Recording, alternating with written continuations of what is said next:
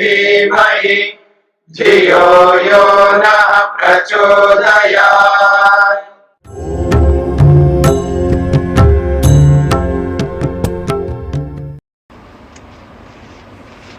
हाँ जी, छांदोग्य उपनिषद में 8वां प्रपाठक चल रहा है। 8वें प्रपाठक में 5वें खंड के प्रथम श्लोक को हमने कल किया था।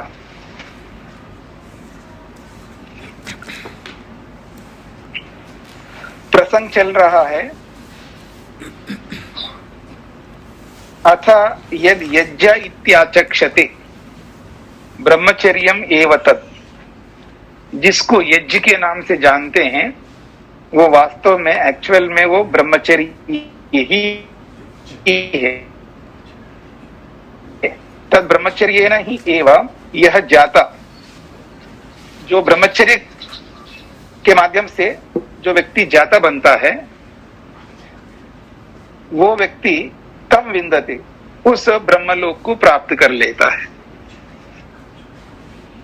अथा यद इष्टमिति आचक्षते, जो इष्टि है, जो इष्ट है, यानी जो चाह को लेकर के, इच्छाओं को लेकर के जो यज्ञ करता है, जैसे स्वर्ग की इच्छा हो तो स्वर्ग कामो यजेता, ग्राम कामो यजेता, वर्ष कामो यजेता, ऐसे बहुत सारे यज्ञ हैं, इष्टियां हैं। उन चाह, उन इच्छाओं को, उन कामनाओं को लेकर के जब यज्ञ करते हैं तो इष्टि भी मानो ब्रह्मचर्य ही है। तद ब्रह्मचर्य ने एवं इष्ट्वा आत्मानं विंदते, उस ब्रह्मचर्य के माध्यम से ही अलग अलग यज्ञों को करके आत्मा को वो प्राप्त कर लेते हैं। ये कल से प्रसंग प्रारंभ हुआ है। तो अब देखिए अगला जो श्लोक है वो कहता है,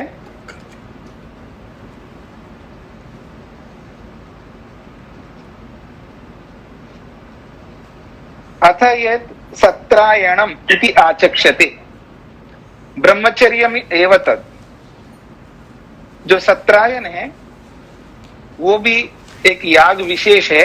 अलग अलग बड़े बड़े यज्ञ होते हैं, उनमें सत्र के नाम से याग होते हैं।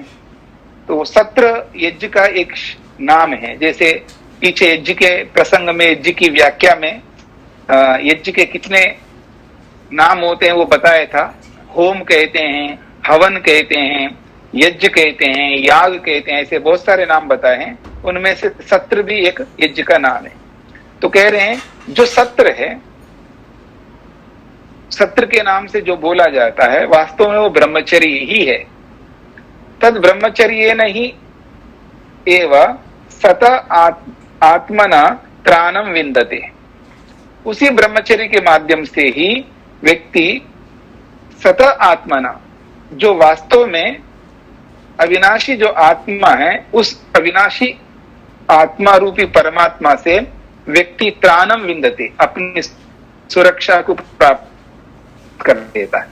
आज हम सभी जो सुरक्षित हैं, हमारी सुरक्षा के पीछे वो सत्तात्मक परमात्मा है, जिनकी सुरक्षा में आज हम विराजमान हैं। देखिए सुरक्षा भी अलग अलग प्रकार की होती है ना। किसी को कपड़े देकर के हम रक्षित सुरक्षा देते हैं, अन्न देकर के सुरक्षा देते हैं, मकान देकर के, अलग अलग साधनों को देकर के उनको सुरक्षित रखते हैं। तो मकान, बहुत अच्छा मकान देकर के भी उनको सुरक्षित रखते हैं, सामान्य मकान देकर के भी, सामान्य भोजन देकर के या विशेष भोजन देकर के, सामान्य वस्त्र, विशेष वस्त्र, सबके साथ लगाइए। सामान्य रूप से परमात्मा सभी की रक्षा करता है। रक्षा में तो कोई ऐसा नहीं कि इसकी रक्षा नहीं करता, उसकी रक्षा करता है, सबकी रक्षा एक साथ करता है परमात्मा।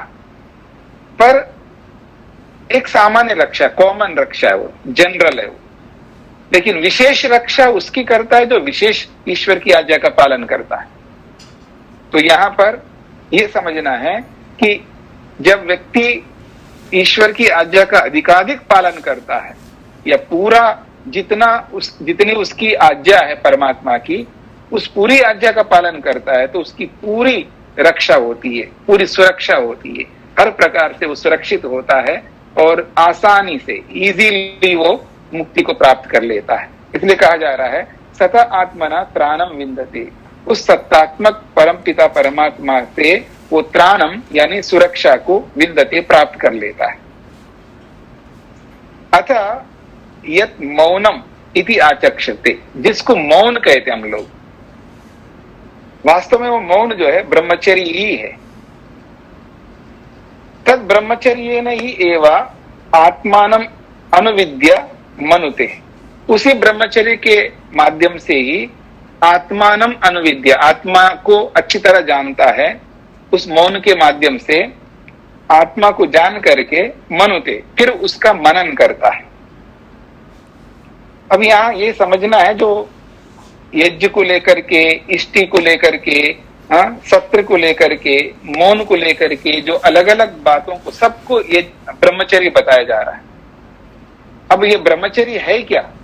ब्रह्मचर्य एक प्रकार से संयम है, हर प्रकार का संयम, जिसमें व्यक्ति अपने आप को संयमित रखता है, अनुशासन में रखता है। ईश्वर की आज्ञा का पालन करने के लिए भी संयम रखना पड़ता है व्यक्ति। असंयमी व्यक्ति आज्ञा का पालन नहीं करता।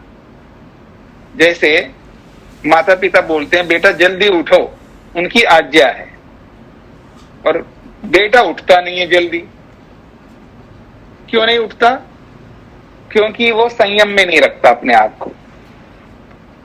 अगर वो व्यक्ति संयम में रखता है, अपने आप को बांध के रखता है नियमों में, अनुशासन में, तो उठेगा। तो चाहे वो माता का हो, चाहे पिता का हो, चाहे गुरु का हो, चाहे ईश्वर का हो, चाहे किसी भी बड़े व्यक्ति का।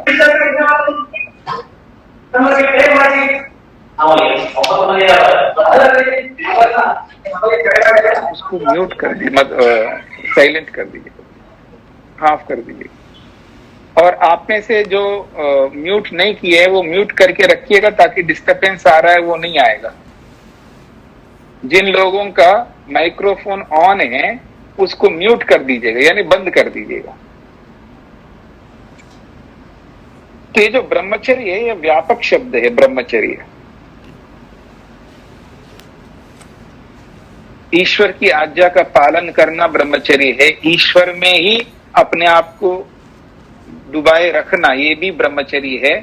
और रजवीर की रक्षा करना भी ब्रह्मचर्य है। और अपनी इंद्रियों को अपने वश में रखना भी ब्रह्मचर्य है। मन को अपने नियंत्रण में रखना भी ब्रह्मचर्य है। इसे ब्रह्मचर्य व्यापक है। तो कहा जा रहा है जब व्यक्ति मनन करता है, ये तब मनन करता है जब व्यक्ति मौन रहता है, जब अपनी वाणी को विश्राम देता है। वाणी को एक प्रकार से मोटी भाषा में कहूं तो गोदरेज की बड़ा ताला लगा दे वाणी पर, अब बोलेगा नहीं। जब बोलेगा नहीं तो उसका मन खाली नहीं रह सकता, वो किसी ना किसी विषय को लेकर के विचार करेगा।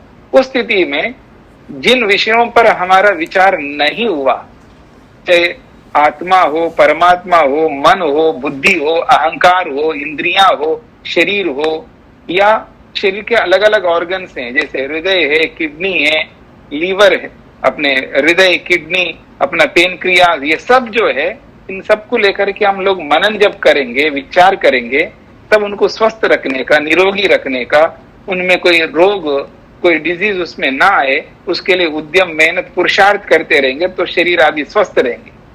और जिसका शरीर स्वस्थ रहेगा उसकी इंद्रियां भी स्वस्थ रहेंगी, उसका मन भी स्वस्थ रहेगा, उसकी बुद्धि भी स्वस्थ रहेगी। अब रिवर्स में बोलता हूं, जिसकी बुद्धि स्वस्थ रहेगी तो उसका अहंकार भी स्वस्थ रहेगा, मन भी स्वस्थ रहेगा, उसकी इंद्रियां भी स्वस्थ रहेंगी और शरीर भी स्वस्थ रहेगा। तो दोनों ढंग से आप इसको ले सकते हैं। तो इस मौन रूपी ब्रह्मचर्य से ही आत्मा को लेकर के विचार करता है। जब मौन रहता है, व्यक्ति एकांत होता है, तब वो अपने बारे में सोचने का अवसर मिलता है, परमात्मा के बारे में सोचने का अवसर मिलता है, और जो गूढ़ विषय है, सूक्ष्म विषय है, उस पर वो मंथन करता है, मनन करता है। इसलिए कहा जा रहा है आत्मानम अनुविद्या, आत्मा को जान लेता है, पहचान लेता है, तब मनुते, तब वो मनन करता है, तभी जाकर के वो अपने जीवन में आगे प्रगति को प्राप्त कर सकता है। अगली बात बोली जा रही है, अथ यद अनाशकायनम इति आचक्षते ब्रह्मचर्यम एव तद एष ही आत्मा न नश्यति यम ब्रह्मचर्येन अनुविंदते। कहा जा रहा है, अथ यद अनाशकायनम, ये जो अनाशकायनम है, अनाशकायन कहते हैं जो सदा रहने वाला, जो नष्ट नहीं होता, जो परिवर्तन को प्राप्त नहीं होता, जिस रूप में उसी रूप में निरंतर वो वस्तु बनी रहती है, उसमें परिवर्तन, चेंजेस बिल्कुल नहीं होंगे। तो ये है अनाशकाय। तो जिसको अनश्वर कहते हैं ना, नश्वर का मतलब है नष्ट होने वाला, और अनश्वर का मतलब है जो नष्ट नहीं होता। तो अनाशकायनम का अर्थ आप अनश्वर समझ लीजिएगा। कोई भी वस्तु अनश्वर है उसको लेकर के बोला जा रहा है, और जो अनश्वर है, जिसको अनश्वर के रूप में बोला जा रहा है, ब्रह्मचर्य में वो ब्रह्मचर्य है वास्तव में। तदेश ही आत्मा न नश्यति, और वो जो आत्मा है वो कभी नष्ट नहीं होता है। यम ब्रह्मचर्य न अनुविंदते, जिस आत्मा को व्यक्ति इसी ब्रह्मचर्य रूपी संयम से प्राप्त करता है। अब इस प्रसंग को पूरा करके दूसरा प्रसंग प्रारंभ किया, अथा और यद अरण्यायनम इति आचक्षते, जो अरण्यायन है इसको लोग वानप्रस्थ के रूप में भी ग्रहण करते हैं। तो जो अरण्यायन है, जो वानप्रस्थ आश्रम में है, वो वास्तव में वानप्रस्थ आश्रम नहीं, वो ब्रह्मचर्य ही है। ब्रह्मचर्यम एव तत्, वो ब्रह्मचर्य ही है। और अरण्यायन में, अरण्य मूल शब्द है, अरण्य। अरण्य में एक तो अरा है और एक न्या है, तब अरण्य ऐसा बनता है। वास्तव में अरण्य शब्द का जो शाब्दिक अर्थ है वो जंगल होता है। स्वामी जी जरा सा ऊंचा बोलिए। मैं तो बहुत ऊंचा बोलता हूँ माता जी, इससे ज्यादा कैसे ऊंचा बोलूं? बात क्लियर नहीं आ रही। आपके उस नेट में कोई प्रॉब्लम हो सकता, मैं तो बहुत ऊंचा बोलता हूँ ऐसे भी। ठीक आ रही है आवाज? ठीक है, हाँ और देर से कम। ठीक आ रही है जी जी, स्वामी जी आवाज ठीक आ रही है? ठीक है जी, सभी लोग नहीं बोलिए। तो ये बोला जा रहा है, अरण्य जो है उसमें अरा और न्या ये दो शब्द हैं, और जो वानप्रस्थ आश्रम है वो वास्तव में अरण्य रूप है, क्योंकि वानप्रस्थ को अरण्य में, जंगल में जाना होता है, घर छोड़ करके ही जाना पड़ता है। गृहस्थ के कर्तव्यों को जब पूरा करता है तो अरण्य में, जंगल में जाता है। आप परंपरा देखिएगा, रामायण का काल में श्री रामचंद्र जब अपने बच्चों को सौंप दिया गद्दी, और कहां चले गए? अरण्य, जंगल में गए। पांडव लोग भी जंगल में चले गए। जो भी आप इतिहास देखेंगे, राजा महाराजा लोगों का देखेंगे, पूरा इतिहास ये कहता है कि जब गृहस्थ के कर्तव्य पूरे हो जाते हैं तो उसको घर पे नहीं रहना होता, वो जंगल में जाता, अरण्य में जाता है। तो वास्तव में वो अरण्य है क्या? तो कहते हैं ब्रह्मचर्यम एव तत्, वो तो ब्रह्मचर्य है, क्योंकि उसमें संयम करना होता है। जो भी गृहस्थ आश्रम में जो भी उसने किया है उन सबको रोकना होता है। वो सारे संबंध, वो जो ममत्व है, मैं और मेरापन है, चाहे वो धन के साथ हो, संपत्ति, कोई भी किसी प्रकार की संपत्ति हो, ये जो भी रिलेशनशिप है उसके साथ वो, उन सबको छोड़ करके वो संयम करता है, इसलिए वो ब्रह्मचर्य है। और इस अरण्य में दो शब्दों को विभाग करके बताया, अरच वै न्याच। एक अर शब्द है, एक न्या शब्द है, दोनों को मिलाएंगे तो अरण्य बनता है। तो ये दोनों शब्द अरण्य एक प्रकार समुद्र की भांति हैं। ये दोनों अर और न्या, ये इतना संक्षेप नहीं तो विशाल समुद्र है, और ये दो विशाल समुद्र जो है ब्रह्मलोक है, ये ब्रह्मलोक में विराजमान है। परमात्मा का ही लोक है, ये परमात्मा की ही सृष्टि है।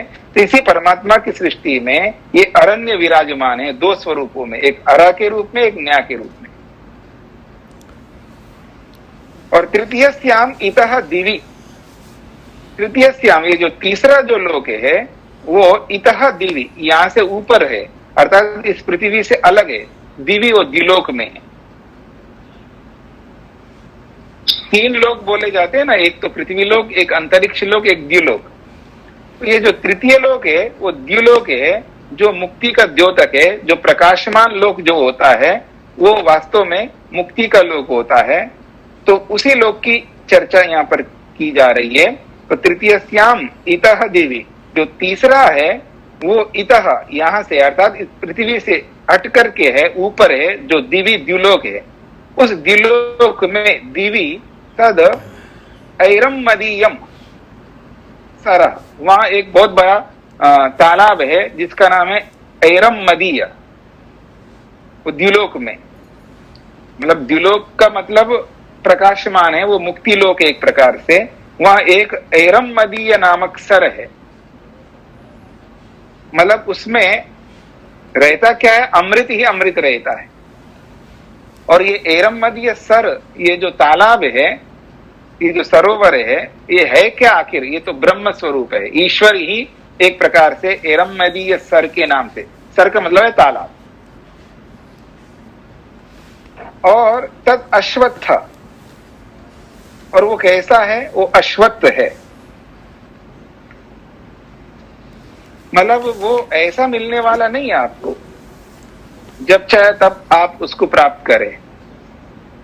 तो अश्वत्थ कहते हैं वो आज है तो कल रहे या ना रहे। जब किसी को आनंद मिलता है, वो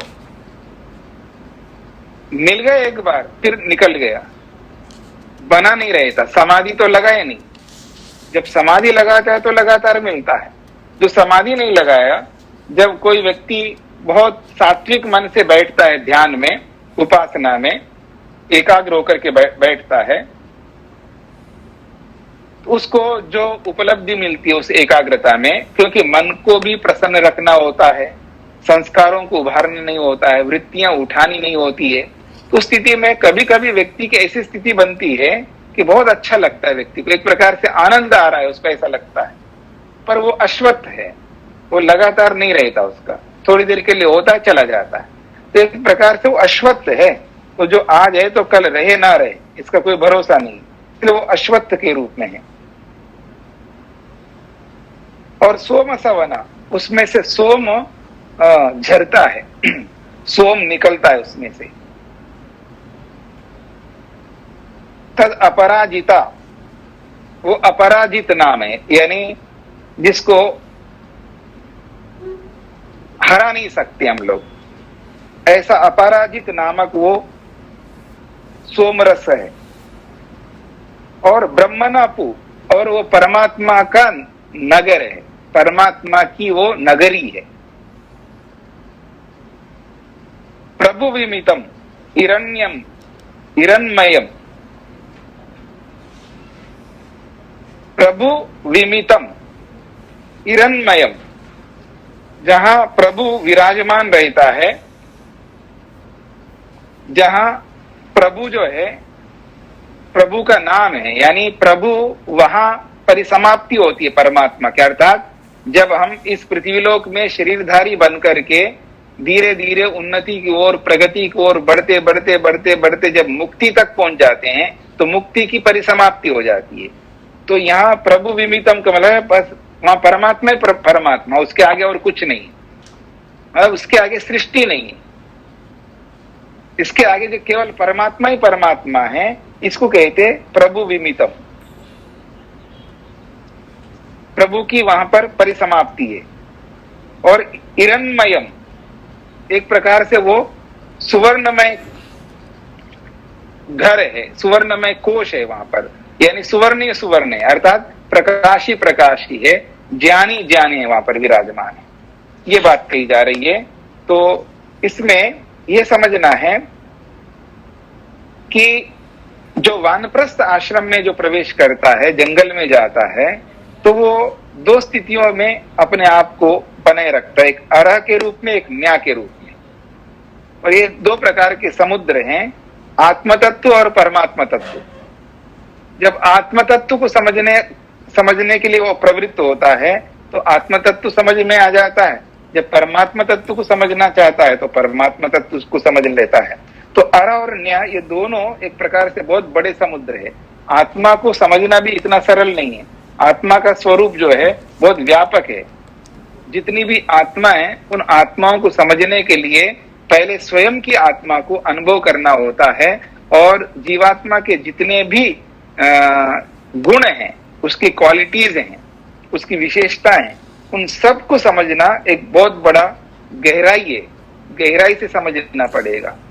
जैसे उदाहरण के लिए, हाँ जी आप जाना चाहते हो, हाँ जी जाना तो चाहता हूं लेकिन जा नहीं रहा हूं। जाना चाहते हो तो फिर जाना चाहिए ना। चाह तो रखते हो लेकिन जा नहीं रहे हो। इसका मतलब चाह एक प्रकार का नहीं, अनेक प्रकार की इच्छा होती है। मोटे तौर पर हम ऊपर से हाँ आइए आइए बैठिए किसी को कहते हैं, और अंदर की इच्छा ऐसी नहीं होती इसको बिठाने की। वो सिर खाता है, वो समय व्यर्थ करता है, हमारा समय को बर्बाद करवाता है, और अच्छा आदमी नहीं, एक प्रकार से मोटे तौर पर बोलो। अब वो उसको सीधा सीधा बोलने का सामर्थ्य नहीं रखता व्यक्ति। हर व्यक्ति सीधा नहीं बोल पाता है, उसके अंदर सामर्थ्य की कमी होती है, वो डरता है, अथवा और भी बहुत सारे स्वार्थ होते हैं। उन सब स्वार्थों को ध्यान में रख करके व्यक्ति सीधा सीधा उसको बोल नहीं पाता है। और जब बोल नहीं पाता है जो यथार्थ बोलना चाहिए, तो फिर वो अलग अलग चाह रखता है। हाँ जी आइए, बहुत प्रेम से बोल रहा है कि आइए बैठिए, ऐसा तो बोल रहा है, लेकिन अंदर की चाह अलग होती है। तो अंदर की इच्छा अलग, बाहर की इच्छा अलग। तो ऐसे इच्छाएं जो है हमारी अलग अलग योग्यताओं से अलग अलग स्तर के साथ जोड़ देंगे तो अनेक इच्छाएं बन जाती है हमारी। माता के प्रति इच्छा अलग होती है, पिता के प्रति अलग होती है, भाई बहन, पति पत्नी, गुरु आचार्य, विद्यार्थी, पड़ोसी, अपने बिरादरी का या दूसरे बिरादरी का, अपने देश का, पराई देश का, इसे सबके साथ आप जोड़ेंगे तो आत्मा की जो इच्छाएं जो ना बिल्कुल अलग अलग हो जाती। इच्छा जाति के रूप में तो एक ही है, लेकिन व्यक्ति के रूप में अलग अलग इच्छाएं होती हैं। इन सारी इच्छाओं को व्यक्ति समझ लेता है। एक समुद्र की भांति है। ये तो इच्छा की बात कर रहा हूं मैं, पुरुषार्थ की बात देखिए, प्रेम की बात देखिएगा, तो जीवात्मा के मोटे मोटे तौर पर तो 24 गुण है ना। उन 24 गुणों को व्यापक रूप से डीप में जाकर के समझ लेंगे ना, तो समुद्र की तरह था दिखेगा। और परमात्मा तो है ही ये समुद्र। तो अर्णव, ये अर्णव है, एक प्रकार से समुद्र के भांति है। ये सब के सब अरा और न्या एक प्रकार से ब्रह्मलोक में ही विराजमान है। परमात्मा को ब्रह्मलोक बोला जाता है, और सृष्टि भी परमात्मा में भी है। सृष्टि भी परमात्मा में, सब कुछ परमात्मा में है। और जब वो अपने आप को अध्यात्म से जोड़ देता है तो ब्रह्मलोक में निवास करता है, और अध्यात्म से नहीं जोड़ता है तो वो मर्त्य लोक में निवास करता है। दो लोक माने जाते हैं मोटे तौर पर, एक ब्रह्मलोक, एक मर्त्य लोक। मर्त्य लोक का मतलब है बार बार जन्म लेना और बार बार मृत्यु को प्राप्त करना। वो मर्त्य का मतलब है मरने वाला, जो मारने वाला एक प्रकार से। ये जो लोक है, सृष्टि है, आदमी को मार देती है, यानी सदा बनाए नहीं रख सकती है मनुष्य को। इसलिए इसको मर्त्य लोक कहते हैं। मर्त्य का मतलब है जिसमें मृत्यु होती है, ऐसा लोक, उसका नाम है मर्त्य। यानी मृत्यु को देने वाले लोक को मर्त्य लोक कहते हैं। और एक ब्रह्मलोक है, तो ब्रह्मलोक भी यही है और मर्त्यलोक भी यही है। अंतर केवल व्यवहार पर है कि हम कौन सा व्यवहार कर रहे हैं, मृत्यु को प्राप्त करने वाला व्यवहार कर रहे हैं या ब्रह्मलोक को प्राप्त करने वाला व्यवहार कर रहे हैं। कर्म तो वही है, पीछे बताया था ना मैंने, भाव। ये जो भावना है उस भावना के ऊपर निर्भर करता है। वही कर्म निष्काम बनेगा, वही कर्म पुण्य बनेगा, वही कर्म पाप बनेगा, और वही कर्म मिश्रित कर्म बनेगा। भाव के ऊपर निर्भर करता है। तो आगे बढ़ते हैं।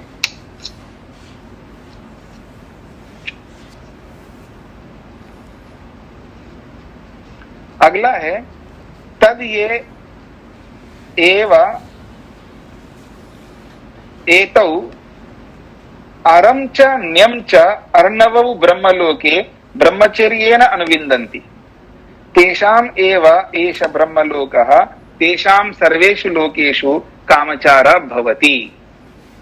कहते हैं तद ये एव एतौ, तद ये जो जिसकी चर्चा की जा रही है ब्रह्मलोक की, एतौ ये दोनों स्थितियां वहां पर इस ब्रह्मलोक में, एक अर के रूप में एक न्या के रूप में।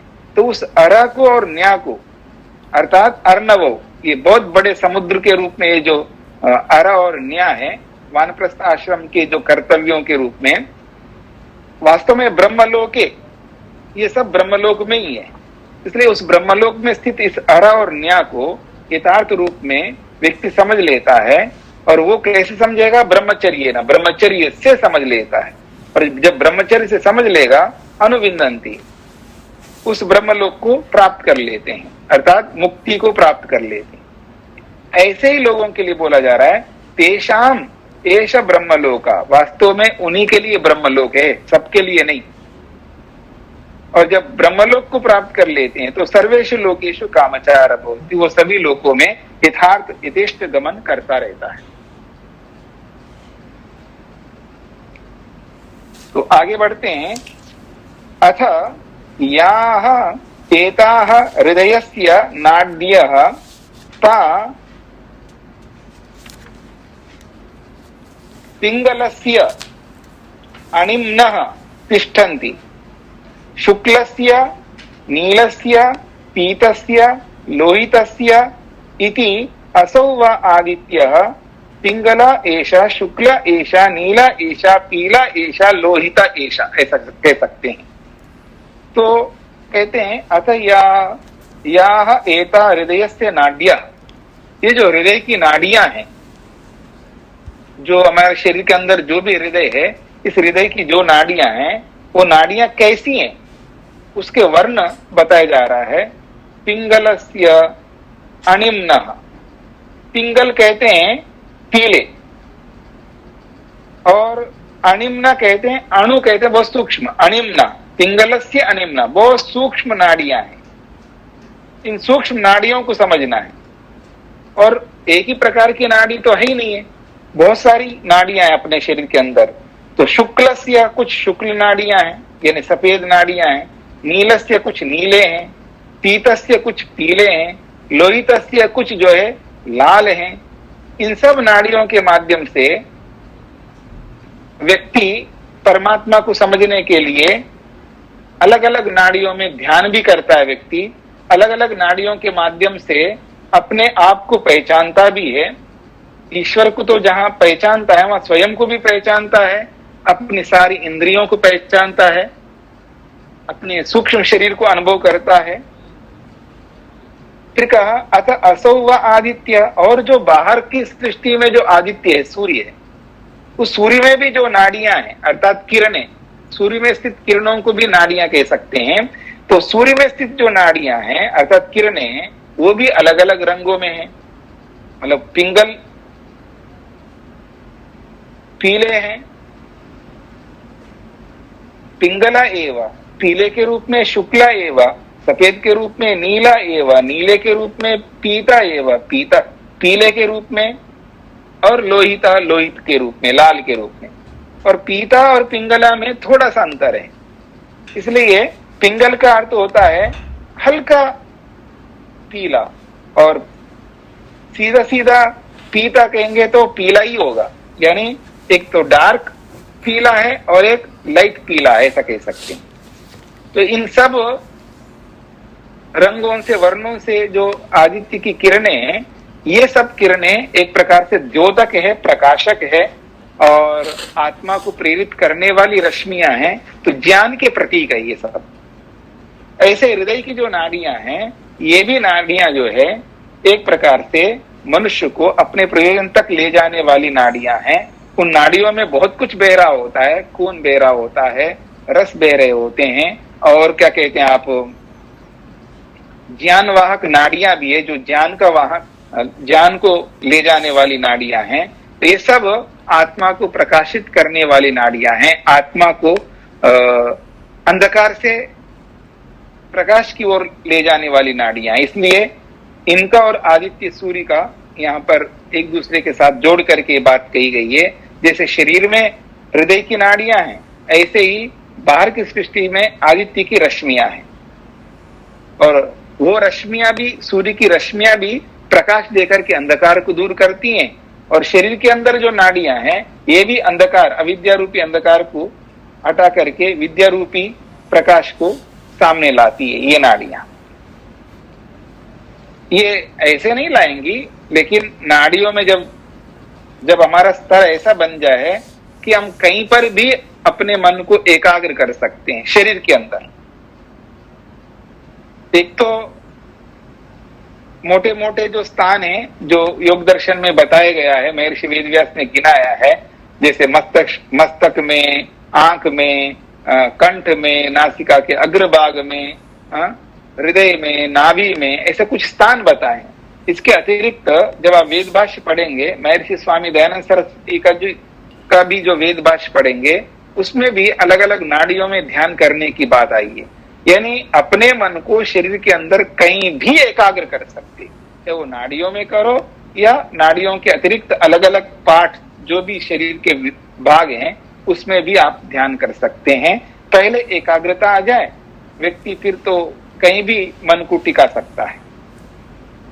इसलिए दोनों चीजें जो है जोड़ करके बताए, जैसे हृदय की जो शरीर में जो हृदय की नाड़ियां हैं, और ऐसे ही सृष्टि में जो सूर्य की रश्मियां हैं, दोनों में समानता है और दोनों ही व्यक्ति को प्रकाश देने वाले हैं, दोनों ही व्यक्ति को उन्नति की ओर ले जाने वाले हैं।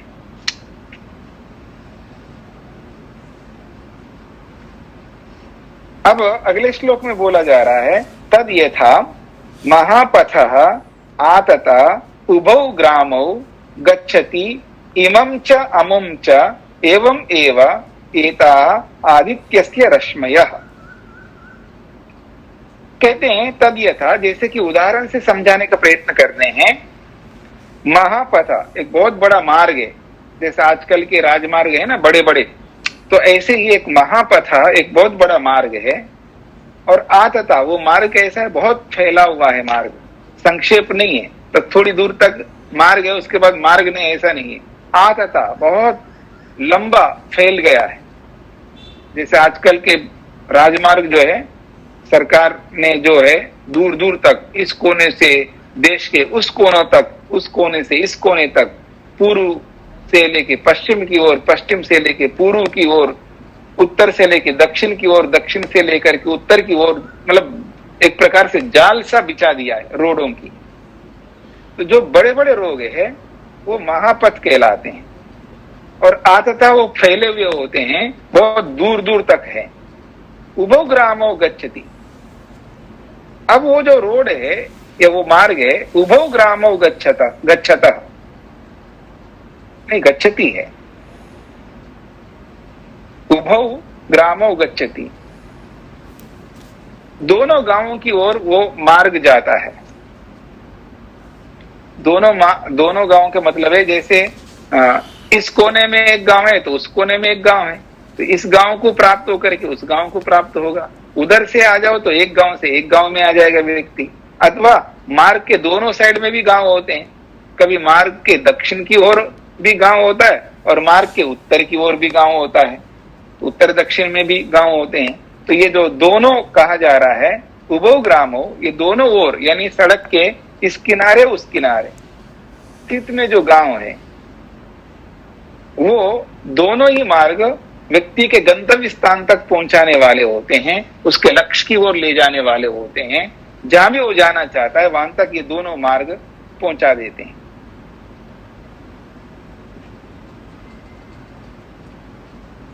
इमं च अमुं च, और उस मार्ग में दो बहुत बड़ी चीजें हैं। इमं च अमुं च, इमं का मतलब है इस लोक, और अमुं च का मतलब परलोक। इस लोक में भी हम जाते हैं जहां जाना चाहें इस मार्ग के माध्यम से। अमुं च जो परलोक है उसमें भी जाते हैं अपने अपने कर्मों के आधार पर।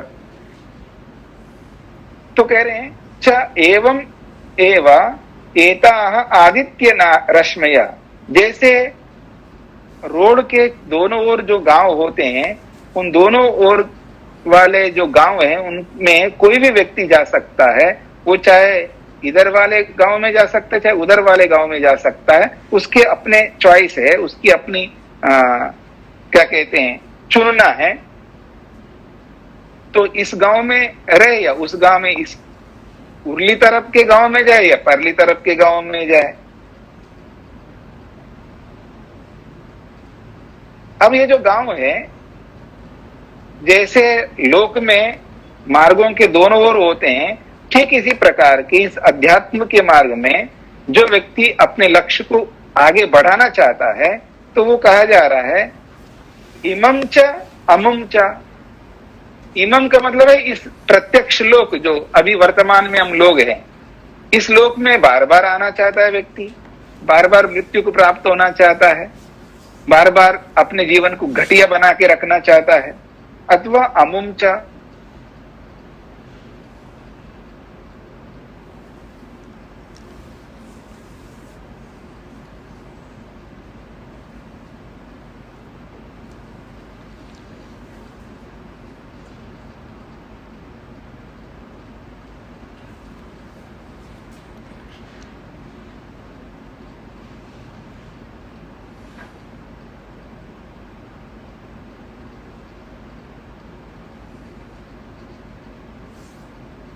स्वामी जी म्यूट हो गए।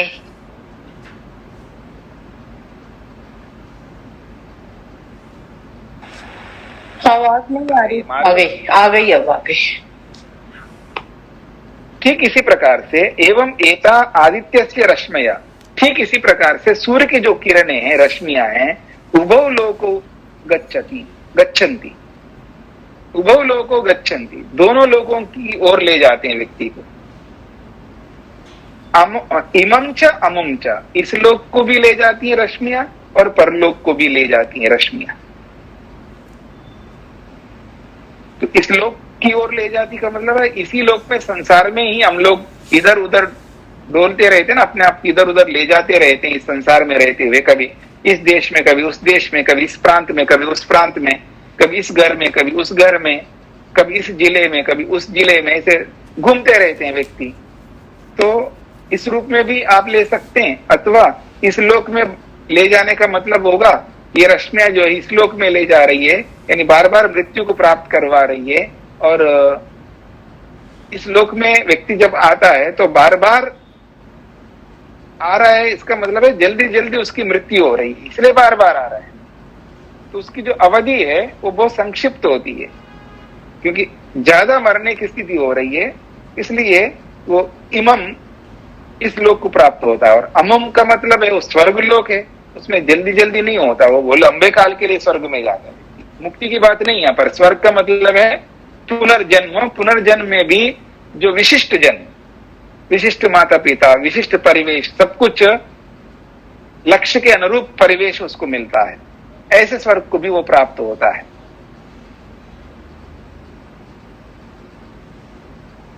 फिर कहते हैं अमुष्माद आदित्यात् प्रतायन्ते, इसी आदित्य से व्यक्ति जो है प्रतायन्ते फैलते हैं, और रश्मियां भी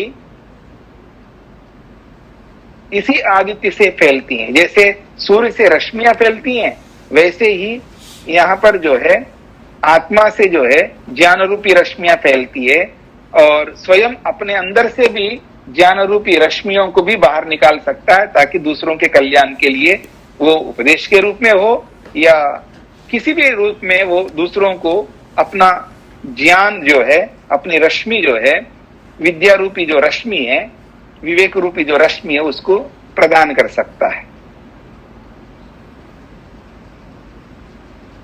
तो कह रहे हैं ता आसो नाड़ीषु सृप्ता, ता वो जो रश्मियां हैं, वो रश्मियां आसु नाड़ीषु, इन नाड़ियों में भी आकर के, शरीर के अंदर जो नाड़ियां हैं, इन नाड़ियों के अंदर भी आकर के सृप्ता, वो एक प्रकार से निरंतर चल रही होती है। इन नाड़ियों में एक जगह नहीं रुकती है। सृप्ता का मतलब है सरकती रहती है, अर्थात ये रश्मियां फैलती रहती है, पूरी नाड़ियों में आवागमन करती रहती है। आभ्यः नाड़ीभ्यः प्रतायन्ते, और इन्हीं नाड़ियों के माध्यम से व्यक्ति प्रतायन्ते बहुत आगे बढ़ता है, अपने लक्ष्य की ओर बढ़ता है। फैलने का मतलब है अपने लक्ष्य की ओर। प्रतायन्ते का सीधा अर्थ होता है फैलता है, अर्थात अपने लक्ष्य की ओर आगे बढ़ता है। ते अमुष्मिन आदित्य सृप्ता, और वो नाड़ियां हैं वो इसी सूर्य में भी पहुंचती है। जो शरीर के अंदर नाड़ियों में जो पहुंचती है रश्मियां हैं, वही रश्मियां जो है इस बाहर स्थित आदित्य के साथ भी युक्त होकर के फैलती है। यानी सर्वत्र ये जो रश्मियां जो है, प्रकाश रूपी रश्मियां, या शरीर के अंदर जो नाड़ियां हैं, वो नाड़ियों में जो भी तत्व आगे पहुंचा रहे होते हैं नाड़ियों के माध्यम से, वो सारे के सारे रश्मियों के रूप में है। क्योंकि ज्ञान जो है ये वो वाला ज्ञान है, व्यवहारिक ज्ञान, क्रियात्मक ज्ञान, जिसको वैराग्य कहा जाता है। और इस ज्ञान की जो अंतिम परिणति है वो मुक्ति है, मोक्ष है। इसलिए ये ज्ञान जो है किरणों के रूप में, प्रकाश के रूप में फैलती जाती है, अर्थात जीवन में उन्नति की ओर बढ़ती जाती है। इसका यह अभिप्राय होगा।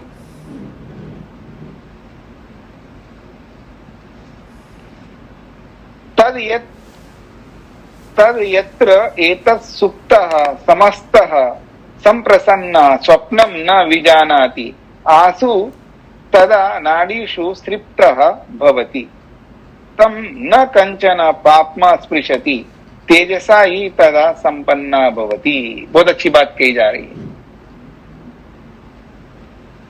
तो कहा जा रहा है जी,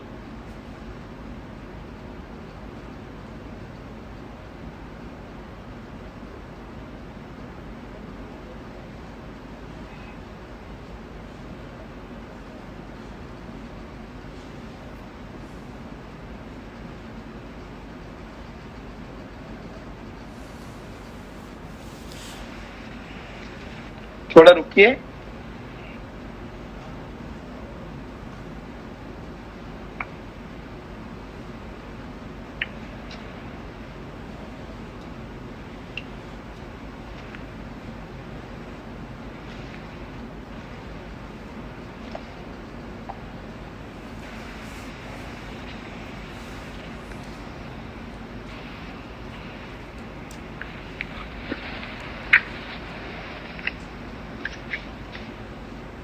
तो ये बोला जा रहा है, तद यत्र एतत् सुप्तः, जब शरीरधारी जब जिस अवस्था में सो जाता है रात्रि के काल में, और जब वो सोया हुआ रहता है, समस्त एक प्रकार से उसकी आत्मा शांत रहती है, उसका मन भी शांत रहता है, उसकी इंद्रियां भी शांत रहती हैं, उसकी जो शारीरिक जो स्थिति है, शरीर जो है वो भी शांत रहता है। मतलब शारीरिक गतिविधियां नहीं होती है, मन की गतिविधियां नहीं होती है, इंद्रियों की गतिविधियां नहीं होती है, मन की भी गतिविधियां नहीं होती है। तो हर प्रकार से आत्मा, बुद्धि, अहंकार, मन, इंद्रियां, चाहे वो ज्ञानेन्द्रियां, कर्मेंद्रियां, शरीर, सब शांत रहते हैं। तो इस प्रकार से कहा जा रहा है, जब वो सब व्यक्ति सोता है तो समस्त हो जाता है, अर्थात एक प्रकार से बिल्कुल शांति की स्थिति में आ जाता है, एकाग्र अवस्था में वो व्यक्ति रहता है। तब संप्रसन्न, तब उसको बहुत अधिक प्रसन्नता मिलती है, एक प्रकार से आनंद मिलता है उस अवस्था में। अब ऐसी संप्रसन्ना की स्थिति में, आनंद की स्थिति में रहता है, और समस्त एक प्रकार से वो व्यक्ति समस्त विषयों से रहित होकर के एकाग्र अवस्था में रहता है, क्योंकि सोया हुआ है। तब के लिए कह रहे हैं स्वप्नम न विजानाति, फिर वो स्वप्न नहीं देखता उस स्थिति में। फिर कहा जा रहा है आसु तदा नाडीषु सृप्तः भवति, तब उस स्थिति में उन सब नाड़ियों में फैलता जाता है, अर्थात सब नाड़ियों में विचरण करता रहता है, सब नाड़ियों में चला जाता है एक प्रकार से। तम न कंचन पापमा स्पृशति, ऐसे उस व्यक्ति को कोई पाप छूता भी नहीं, पाप कैसे छुएगा? जब कर्म ही नहीं कर रहा होता है व्यक्ति, प्रशांत स्थिति में सोया हुआ है, वो कर्म नहीं कर रहा है, तो पाप भी नहीं छुएगा। तेजसा ही तदा संपन्ना भवति, वो ज्ञान से युक्त रहता है।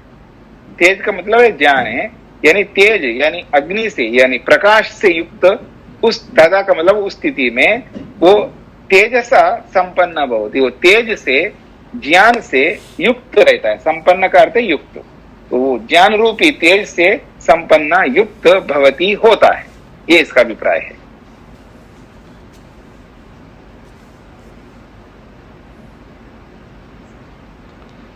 अतः यत्र एतद् बलिमानं नीतः भवति तम अभितः आसीनः आहुर्जानासि माम जानासि माम इति स यावद् अस्मात् शरीरात् अनुत्क्रांता भवति तावत् जानाति। बड़ी अच्छी बात कही जा रही है। वो कह रहे हैं अतः यत्र एतद् बलिमानं नीता भवति, और जहां पर ये व्यक्ति बलिमानम का मतलब यहाँ पर बहुत कमजोर या निर्बलता या एकदम कृश काय वाला शरीर बन जाता है, उस स्थिति को लेकर के बोला जा रहा है। जब ये व्यक्ति बलिमानम नीता भवति, जब शरीर से कृश हो जाता है, दुबला हो जाता है, कमजोर हो जाता है, तो तम अभितः आसीना आहु, उसके चारों ओर बैठे हुए लोग उससे कहते रहते हैं जानासी माम इति, क्या आप मेरे को पहचान रहे हो, क्या मेरे को पहचान रहे हो, ऐसा उनसे पूछते रहते हैं। जो रोगग्रस्त हो या हॉस्पिटलाइज्ड हो गया हो या घर पे ही है लेकिन कोई एक्टिविटी नहीं कर रहा है, कोई सुन नहीं पा रहा है, समझ नहीं पा रहा है, संकेत नहीं कर पा रहा होता, बस पड़ा हुआ एक प्रकार से शरीर में खाट पर वो व्यक्ति पड़ा हुआ है, ऐसी स्थिति में तब उसको कहते हैं कि आप मेरे को पहचानते हो, क्या आप मेरे को पहचानते हो, ये बोला जा रहा है। स यावद अस्मात् शरीरात् अनुत्क्रांता भवति, जब तक शरीर से बाहर नहीं निकलता, यानी जब तक परमात्मा उस आत्मा को शरीर से बाहर नहीं करता, तावत जानाति, तब तक वो जानता रहेगा, भले ही वो बेड पर पड़ा हो, मतलब वाणी बंद नहीं हुई उसकी, बस केवल शरीर काम नहीं कर पा रहा है जैसा करना चाहिए, इसलिए अनुभूतियां कर रहा होता है। इसलिए कहा जा रहा है जब तक वो शरीर नहीं छोड़ता तब तक वो बोलता ही रहेगा अथवा जानता ही रहेगा, ये इसका अभिप्राय है।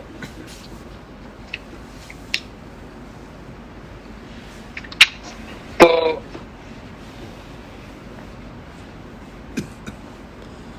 किसी कोई प्रश्न हो तो पूछ सकते हैं जी, संक्षेप से। जी प्रणाम। प्रणाम जी। इसी श्लोक में छठे में 101 नाड़ियां है, तो उनमें से एक मूर्धान की ओर निकली हुई है, इसका बताओ। जी जी जी, उसमें क्या आप समझना चाहते हैं? इसमें ये कहा कि मूर्धा की ओर निकली हुई है, तो वे कौन सी नाड़ी है? अब कैसे मैं बताऊंगा, ये दिखा तो नहीं सकता अभी। हाँ, कौन सी नाड़ी का मतलब है, जैसे हमारे आपके हाथ में 2000 के नोट है, 100 नोट हैं, और एक नोट जो है मेरी ओर बढ़ रहा है जी। अब कोई पूछे कौन सा नोट है, बस यही नोट है, जितने भी नोट है सब 2000 के एक जैसे नोट है, इनमें से एक नोट मेरी ओर बढ़ रहा है। तो ऐसे ही सारी नाड़ियां एक जैसी है, और उनमें से एक नाड़ी जो है मूर्धा का मतलब है ऊपर की ओर जा रहा है, यानी सिर के कपाल की ओर जा रहा है। मूर्धा का मतलब है पूरे सिर के ऊपर तक वो जा रहा है, ये जा रही है नाड़ी। उसी नाड़ी के माध्यम से जब मुक्ति में जाने वाला होता है वो उसी नाड़ी के माध्यम से जाता है, इसको ऊर्ध्वगमन कहते हैं, यानी ऊपर की ओर से निकलता है शरीर में। जी मैं ये समझ रही कि मरने को कह रहे मूर्धा। नहीं, मूर्धा का मतलब होता है सिर। अच्छा जी जी जी जी। हाँ जी, और कोई किसी को पूछना है? स्वामी जी प्रणाम। प्रणाम स्वामी, कल वाले स्वामी जी रिकॉर्डिंग नहीं आई। हाँ जी, वो रिकॉर्डिंग आई नहीं है क्योंकि वो प्रॉपर मेरे पास भी ठीक से नहीं आई है, तो अभी मैं इसलिए पूछ रहा था, किसी ने रिकॉर्डिंग किया हो, श्वेता जी ने किया हो तो वो भेज दें तो एक साथ हो जाएगा, और नहीं तो जैसा मेरे पास टुकड़ों में आया है तो उसमें देखता हूँ कैसा है तो भेज सकता हूँ। इसलिए वो ठीक से नहीं हो पाया, इसलिए नहीं भेज पाया मैंने। जी स्वामी जी मैंने नहीं किया था, स्वामी जी मेरे शादी हो गया था। पूज्य स्वामी जी, जी पूज्य स्वामी होता का मतलब बताया स्वामी एक व्यक्ति एक समय बोलिएगा। हाँ जी आज वाली तो आ जाएगी ना स्वामी जी? हाँ जी आज अभी वाली। हाँ जी आज वाली जो रिकॉर्डिंग है वो राजीव जी कर रहे हाँ हैं। जी। तो जैसे ही क्लास हो जाएगा तो अच्छा। वो मेरे पास भेजेंगे तो आपके पास पहुंच ठीक। जाएगा। जी जी जी हाँ जी पूज्य नमस्ते स्वामी स्वामी जी। हाँ जी मूर्धा का बोलिएगा। मतलब सिर बताया ना, सिर। हाँ जी हाँ जी, अच्छा मूर्धा का मतलब सिर होता है। जी नमस्ते स्वामी जी, एक क्वेश्चन है स्वामी जी, जी। तप और ब्रह्मचर्य में क्या अंतर है?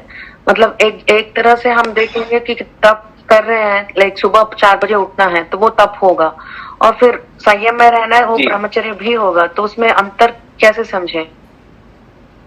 हाँ जी, यानी ब्रह्मचर्य तो एक व्यापक है और तप जो है एक विभाग है, एक अंश है। जैसे अविद्या तो सारी है, पर उस अविद्या में द्वेष एक भाग है, राग एक भाग है, अभिनिवेश एक भाग है, इस तरह का। तो ऐसे ही ये जो तप है वो एक स्पेशल अलग विभाग है। तप में कुछ चीजें आती है, जैसे गर्मी, सर्दी, भूख, प्यास, जो जोड़े हैं, जोड़ों के रूप में जो भी है उन सबको हम सहन करते हैं, वो सहन शक्ति अलग है। और ये ब्रह्मचर्य जो है ये व्यापक रूप से है, सभी इंद्रियों को अपने वश में रखना और रजवीर की रक्षा करना, ये ब्रह्मचर्य का अर्थ होता है। जी स्वामी जी नमस्ते। ठीक है स्वामी जी। जी जी स्वामी जी जो ये नाड़ी बोल रहे हो, ये ब्रह्मरंध्र नाड़ी का कह रहे हो क्या आप? जो मूर्धा की सिर की ओर जो नाड़ी जा रही है, हाँ जी, तो जहाँ उसको- पर वो तप, जहाँ पहले पर मेरी वो बात को नाड़ी, सुन लीजिएगा, पहले मेरी बात को सुन लीजिएगा। तो जो नाड़ियां तो पूरे शरीर में फैली हुई हैं, लेकिन एक नाड़ी सिर की ओर जा रही है, जो जिसको ऊर्ध्वगमन, उसकी ओर, उस नाड़ी के माध्यम से आत्मा मुक्ति की ओर जाता है, तो उसको ऊर्ध्वगमन कहते हैं। तो वो नाड़ी जो है ऐसे नहीं दिखती है हमको, लेकिन जो बोलते हैं ना सिर के जो ऊपरी भाग हैं, जो थोड़ा सा कोमल सा भाग होता है ना, वहां तक वो नाड़ी निकली हुई होती है, और वहीं से आत्मा जो है मुक्ति की ओर बाहर निकलता है, ऐसा बोला जाता है। जी उसी का ही नाम ब्रह्मरंध्र। उस नाड़ी का नाम ब्रह्मरंध्र नहीं होता है, जहां से निकल रहा है वो जगह है ना, जो कोमल सा जो स्थान है, उसको ब्रह्मरंध्र कहते हैं। जी जी अच्छा, वो छोटे पूज्य स्वामी जी, इधर टप बीच में मत बोलिएगा, एक व्यक्ति का पूरा हो जाए फिर आप बोलिएगा ना, थोड़ा धैर्य रखिएगा। हाँ जी, वो जो छोटे बच्चे के तालू पे वो दिखाई देता है, टप टप टप टप ऐसे दिखाई देता है सिर के ऊपर, वही उसी को ही कह रहे हो? क्या तालू टप टप दिखाई देता है? सिर के ऊपर ऐसे धक धक धक धक जैसे वो करते हैं ना, ऐसे हो रहा होता अच्छा, है। मतलब वहां पर ठीक है, हाँ वो कह सकते हैं। जी जी बिल्कुल, उसी को ब्रह्मरंध्र बोला जाता है। जी धन्यवाद। हाँ जी पूज्य स्वामी जी, नाड़ी, सुषुम्ना नाड़ी। ये सुषुम्ना नाड़ी अलग है, वो सुषुम्ना नाड़ी, पिंगला नाड़ी वो अलग है। जी जी ठीक है आचार्य जी, धन्यवाद। जी अब मैं पूछूं स्वामी जी? हाँ, अब बोलिए। अभी आपने कहा एक क्वेश्चन के आंसर में कि ब्रह्मचर्य तो व्यापक है, ब्रह्मचर्य। अब मैं ये देख रही थी कि उसमें ये ब्रह्मचर्य तो दिया हुआ है अपना यम में, और तप दिया हुआ है नियम में। थोड़ा सा इसको और बताओ फिर, वो व्यापक तप व्यापक नहीं हुआ? नहीं, तप देखिएगा, तप जो है ना नियम के अंतर्गत एक छोटा सा विभाग हो गया ना। तप का अर्थ बताया था ना मैंने कि सहन करना, क्या सहन करना है, तो वहां पर बोला है सर्दी गर्मी भूख प्यास हाँ, द्वंद्वों को सहन करना, बस वो तप है। और यहाँ पर जो ब्रह्मचर्य है, ये ब्रह्मचर्य जो है ये उससे व्यापक इसलिए है क्योंकि इसमें सारी इंद्रियां आ रही है, सभी इंद्रियों को अपने वश में रखना है, मन को वश में रखना है, और जो जो ईश्वर की आज्ञाएं हैं उन सबको अपने साथ बांधे रखना है, उनके अनुसार अपने आप को चलाते रखना है, ब्रह्म में ही विचरण करना है। हाँ, और वेदों को पढ़ना पढ़ाना है, ये सब कुछ ब्रह्मचर्य के अंदर आते हैं जी। अच्छा, धन्यवाद स्वामी जी। सारी ईश्वर की आज्ञाएं जो है वो सब ब्रह्मचर्य के अंतर्गत आते हैं। ब्रह्म में विचरना हो गया एक तरह से। जी जी, धन्यवाद स्वामी जी। जी नमस्ते स्वामी जी। नमस्ते जी। हाँ जी, कोई कुछ कहना चाह रहे हैं? स्वामी जी, ये जो सेटिंग है वो चेंज हो गया था शायद स्वामी जी, इसलिए आपको कॉल्स आपको आ रहे हैं, हमको नहीं आ रहे हैं। हाँ, ये हो सकता है क्योंकि मैं बाहर हूँ तो वो देखना पड़ेगा। तो जब मैं वहाँ आश्रम में पहुंचूंगा तभी देख पाऊंगा, अभी तो मैं मोबाइल से कर रहा हूँ। जी जी जी, मुझे नहीं हो रहा है, मतलब मैं करना नहीं हो रहा है, मुझे सेटिंग्स मुझे अलाउड नहीं है, तो आप ही कर सकते हो। जी जी, कोई बात नहीं, मैं एक बार एडमिट करूंगा, उसके बाद स्टार्ट करूंगा, कोई बात नहीं। जी जी। ओम स्वामी जी। जी स्वामी जी, ये जो यम के भाग है, यम सत्संग ब्रह्मचर्य परिग्रह, ये जो 5 यम के नियम है, इन्हीं का तो भाग है ब्रह्मचर्य भी। हाँ जी, आगे क्या बोलना चाहते वो बोलिए। मैं ये बोलना चाहती हूँ कि तप भी इतना ही मुझे लग रहा है जैसे तप भी इतना ही समान स्थान रखता है, क्योंकि ये सारे जो भी हैं यम नियम आसन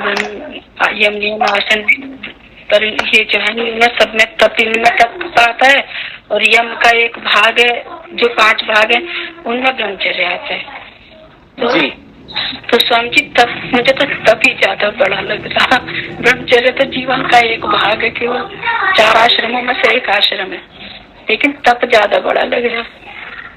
जब आप खुद ही बोल रहे हो कि नियम का एक भाग तप है और यम में एक भाग ब्रह्मचर्य है, तो फिर दोनों समान हो सकते हैं आपकी बात के अनुसार अगर मैं बोलूं तो।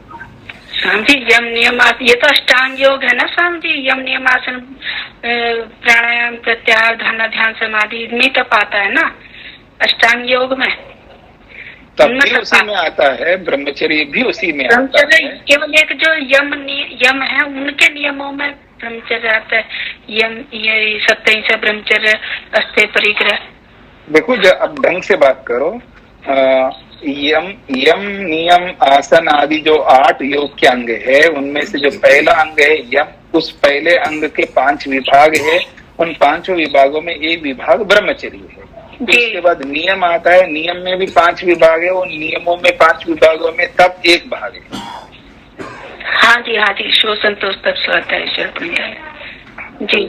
नियम तो ये भी एक भाग है, वो भी एक भाग है, तो दोनों समान हो गए ना आपकी दृष्टि से। तो आप ये कैसे कहेंगे कि सब बड़ा है ब्रह्मचर्य से? हाँ, समान ही। अपनी बात को आप ही अपनी बात का खंडन कर रहे हो ना। जी जी समझ। जी जी, तो वो दृष्टि अलग है, वहां तो एक विभाग के रूप में प्रस्तुत किया गया है, यहाँ ब्रह्मचर्य को दूसरे रूप में प्रस्तुत किया गया है उपनिषदकार ने। यहाँ जो भी यज्ञ को भी ब्रह्मचर्य बोला है, वहां तो नहीं बोला ना यज्ञ को ब्रह्मचर्य जी, ठीक है ना। वहाँ सत्र को भी ब्रह्मचर्य बोला जा रहा है, यहाँ पर पता नहीं किस किस को ब्रह्मचर्य बोला है उपनिषद में। तो यहाँ की दृष्टि से, उपनिषद की दृष्टि से ब्रह्मचर्य दो व्यापक शब्द है, और योग की दृष्टि में वहां तो ठीक है जो आप बता रहे हो कि वहाँ यम का एक भाग ब्रह्मचर्य है, नियम का एक भाग तप है, ठीक है। वहां की दृष्टि से अलग है, यहाँ की दृष्टि से अलग है जी समझ, ठीक। और फिर उन दोनों को भी जोड़ेंगे, इस तप को और इस ब्रह्मचर्य को जोड़ेंगे तो फिर वो तप संक्षेप हो जाएगा, ये ब्रह्मचर्य विस्तार हो जाएगा, ऐसा जी जी ठीक है। इच्छा से होती है सारी बातें। जी जी स्वामी। प्रणाम स्वामी जी। प्रणाम जी। मेरी क्लैरिटी के लिए जो हम क्रिया योग में महर्षि पतंजलि कहते हैं कि तप स्वाध्याय ईश्वर प्रणिधान, तो वहाँ उन्होंने मतलब तप का महत्व दिया। ऐसा मैं सोच रहा था कि तप तो मतलब 3 कैटेगरी में उन्होंने बताया ना, चाहे तो आप ईश्वर प्रणिधान ही कर लीजिए, या फिर अगर इतनी आपके एबिलिटी नहीं है तो तप स्वाध्याय ईश्वर प्रणिधान 3 से क्रिया योग से करें। अगर वहां भी हम सामान्य व्यक्ति के लिए फिर उन्होंने अष्टांग योग बताया, तो उसमें तप को कैसे ले किया है स्वामी जी? ऐसा है कि वो स्थिति है कि जो समाधि पाद जो पहले प्रस्तुत किया था, समाधि पाद उन लोगों के लिए प्रस्तुत किया है जो हाई लेवल के हैं, जो संस्कार लेकर के आए हैं, पिछले जन्म के जन्मांतरों से पुरुषार्थ करते हुए आए हैं। तो इस जन्म में वो शीघ्रता से समाधि को प्राप्त कर सकते हैं। वो समाधि पाद जो है उस विशिष्ट व्यक्ति के लिए, और जो वो अपने आप को एकाग्र नहीं करते, वहां वेदव्यास ने स्पष्ट लिखा भी है भूमिका के रूप में, जब समाधि पाद पूरी हो जाती है, समाधि पाद पूरा हो जाता है, उसके बाद जब साधन पाद प्रारंभ होता है, तो वो कहते हैं हमने एकाग्र व्यक्ति के लिए तो समाधि पाद बोल दिया है, और जो एकाग्र नहीं है, जो चंचल व्यक्ति है, उसके लिए अब साधन पाद को प्रारंभ करते हैं। उससे स्पष्ट होती है बात कि समाधि पाद जो है अधिक योग्य व्यक्तियों के लिए स्पष्ट किया है, और हम जैसे योग्यता वाले जो साधारण लोग हैं उनके लिए साधन पाद को प्रस्तुत किया है। अब साधन पाद में हम सबसे पहले स्थूलता को स्वीकार करते हैं। तो ये जो तप है ये स्थूल है, तप जो है स्थूल है, बस सर्दी गर्मी भूख प्यास इन सबको सहन करो, कोई भी कर सकता है। थोड़ा भी प्रयास करेगा ना कोई भी व्यक्ति, जैसे आप देखेंगे कोई कितनी सर्दी हो तो गर्म कपड़े नहीं पहनता है, सहन कर लेता है। कितनी गर्मी हो तो वो बिना एसी के, बिना पंखे के, बिना उसके इसके रह लेता है। भूख को भी प्यास को भी सब सहन करते हैं। साधारण से साधारण व्यक्ति भी सहन करता है, और साधक लोग भी सहन करते, कोई ज्यादा सहन करता है। तो तप जो है स्थूल है, तप की स्थूलता है, इसलिए उसको सबसे पहले रख दिया है। लेकिन उसको किए बिना व्यक्ति आगे बढ़ नहीं पाता है। मोटा काम किए बिना सूक्ष्म काम कैसे कर पाएगा? इसलिए वो कहा कि जो तप नहीं करता उसको योग की सिद्धि नहीं है। ये तो बिल्कुल बेसिक नीड है योगाभ्यासी के लिए, जो कि तप करना होता है। तो इस तपस्या में स्थूल चीजों को रख दिया है, स्थूल चीजों को किए बिना सूक्ष्म चीजों में प्रवेश नहीं कर सकता है। फिर उसके बाद स्वाध्याय रखा, और स्वाध्याय जो है ये विद्या का क्षेत्र आता है, इसलिए कहा स्वाध्यायो मोक्ष शास्त्राणाम अध्ययनम प्रणव जपोवा। मुक्ति को दिलाने वाले जो शास्त्र है उनको पढ़ना वो तप की अपेक्षा से ज्यादा कठिन है। फिर स्वाध्याय व्यापक रूप से है स्वाध्याय, उसके बाद में फिर ईश्वर प्रणिधान को रखा है, जो उससे भी ज्यादा, यानी विद्या प्राप्ति से भी ज्यादा सूक्ष्म है ईश्वर प्रणिधान बनाए रखना। तो इस रूप में प्रारंभ में व्यक्ति को स्थूलता से मध्यम स्थिति से सूक्ष्मता की ओर ले जाने के लिए ये बातें रखी है, और ये भी क्रिया योग बोला इसको, यानी इनको क्रियात्मक रूप से करने प्रारंभ करो। वहां समाधि पाद में क्रिया रूप में नहीं है, पहले वो थ्योरी को समझेगा, फिर उस पर प्रैक्टिस करेगा, फिर उसके बाद समाधि तक पहुंचेगा। यहाँ पर तो तप करना ही अपने आप में योग हो गया स्थूलता की दृष्टि से, और स्वाध्याय तो करना ही पड़ेगा, विद्या तो प्राप्त करनी पड़ेगी, तो विद्या प्राप्त करना ही एक प्रकार से क्रिया ही हो गया। ऐसे जब ये सब कर रहे हैं, हम तप भी कर रहे हैं, स्वाध्याय भी कर रहे हैं, ये बिना ईश्वर के सहयोग के ना तप कर पाएंगे ना स्वाध्याय कर पाएंगे। तो उसके सहयोग को निरंतर याद बनाए रखना वो ईश्वर प्रणिधान हो गया। ये मोटा मोटा जो है ये हर व्यक्ति सरलता से कर सकता है, इसलिए इसको क्रिया योग के रूप में प्रस्तुत किया है। जी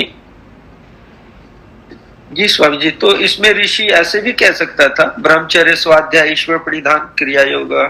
नहीं कह सकते, क्योंकि ब्रह्मचर्य एक बहुत बड़ा अलग स्थिति में ले जाता है। ब्रह्मचर्य ये तप जो है बहुत इजी है, सरल है, और सबके साथ जुड़ा रहता है जमीनी स्तर पर। क्योंकि सबके साथ जो है दुख जुड़ा रहता है, सुख जुड़ा रहता है, और ये जो भूख है, प्यास है, सर्दी है, गर्मी है, और ये मान है, अपमान है, ये सब बिल्कुल जमीनी स्तर पर जुड़े हुए रहते हैं। इसलिए तप को ही यहाँ पर ज्यादा प्राथमिकता दी गई, और स्थूलता भी है इसके साथ में। ब्रह्मचर्य तो थोड़ा बहुत कठिन काम है, ब्रह्मचर्य आसान नहीं है। ब्रह्मचर्य का पालन करना कोई आसान नहीं, खेल नहीं है। वो पैसे को व्यक्ति नजरअंदाज कर सकता है, सर्दी को, गर्मी को, भूख को, प्यास को, इन सब को सहन कर सकता है, लेकिन रजवीर की रक्षा करना, संयम रखना अपने आप में बहुत सूक्ष्म कठिन काम। तो स्वामी जी, ऐसा जो जिनके लिए महर्षि पतंजलि ने क्रिया योग कहा, उसको हम ऐसा नहीं सोचते कि वो ब्रह्मचर्य, उनका ब्रह्मचर्य को तो पालन कर ही रहे हैं, उसके सिवा ऋषि कह रहा है कि भाई आपको मतलब वो इतने ऊपर हैं, उनको तप, स्वाध्याय और ईश्वर प्रणिधान करेंगे तो वो समाधि तक पहुंच जाएंगे। ऐसा नहीं हम सोचते इसमें। नहीं, वो बेसिक नीड है, वो तप, स्वाध्याय, ईश्वर प्रणिधान है, वहां से योग स्टार्ट हो रहा है। वो तो करना तो वही, सारे योग के 8 अंगों का पालन करते ही जाएंगे, लेकिन सीधा सीधा जो है हम लोग अहिंसा का पालन, सत्य का पालन, वो बहुत कठिन चीजें होती हैं। इसलिए वहां प्रारंभ ही तप से कर दिया उनको। पहले तप करो, क्योंकि विद्या को प्राप्त करने के लिए तप तो करना ही पड़ेगा, स्वाध्याय करने के लिए भी तप करना पड़ेगा।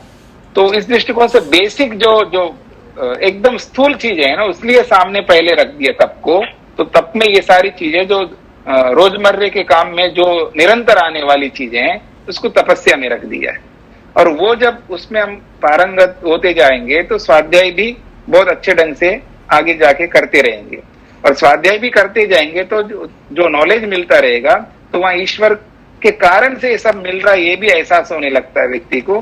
फिर ईश्वर प्रणिधान जुड़ जाता है। तो तब स्वाध्याय, ईश्वर प्रणिधान, ये बेसिक नीड है हर व्यक्ति के लिए। यहीं से मोटा व्यक्ति, यानी कम दिमाग वाला कहिए, कम एकाग्र वाला कहिएगा, वो यहाँ से आसानी से आगे बढ़ सकता है। जी स्वामी जी, मैं शायद मेरे को ये गलत धारणा है मेरे अंदर।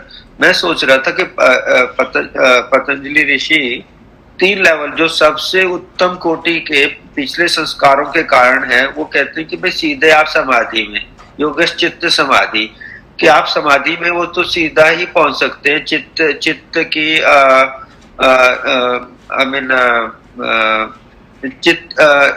चित्त की वृत्तियों को रोक लेने से, वृत्तियों को रोक के कर सकते हैं। और जो उनसे थोड़े से नीचे वाले हैं, काफी अच्छे संस्कारों से, उनके लिए उन्होंने क्रिया योग दिया, और सामान्य व्यक्ति के लिए अष्टांग योग दिया। वो बड़ा, मतलब उसमें तप भी आ गया, ब्रह्मचर्य भी आ गया, अहिंसा, सत्य का पालन।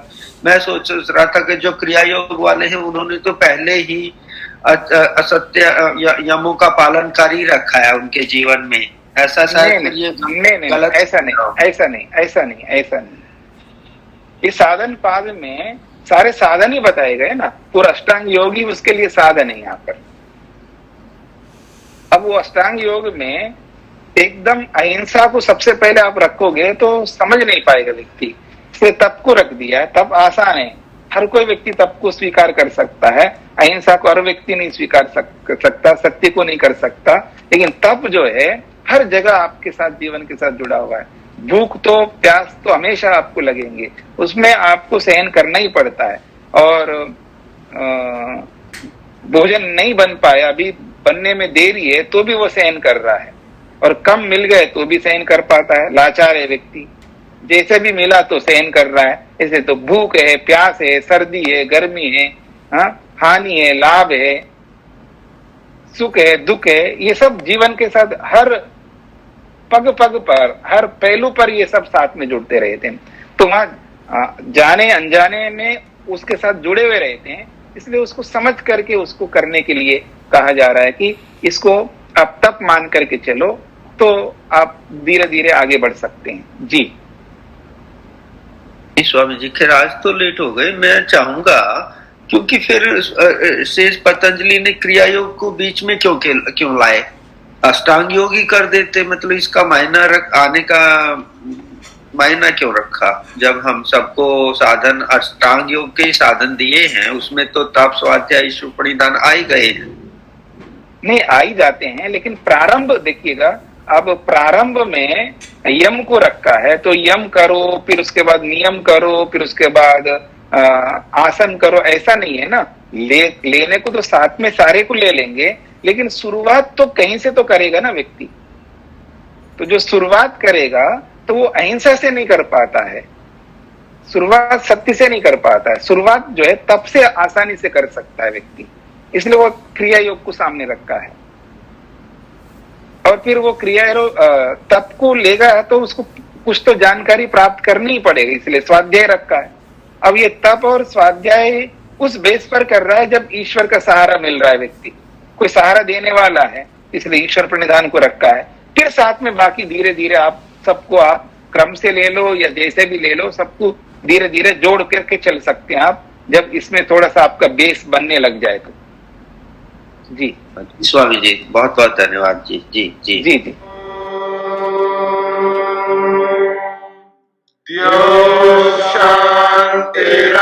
शांतिरंतरिक्षं शांति पृथिवी शांतिरापः शांतिरोषधयः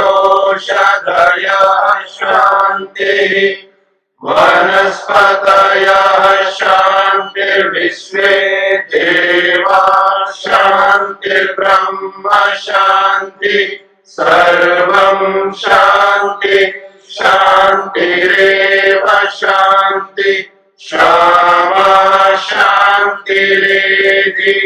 ओम शांति शांति शांति।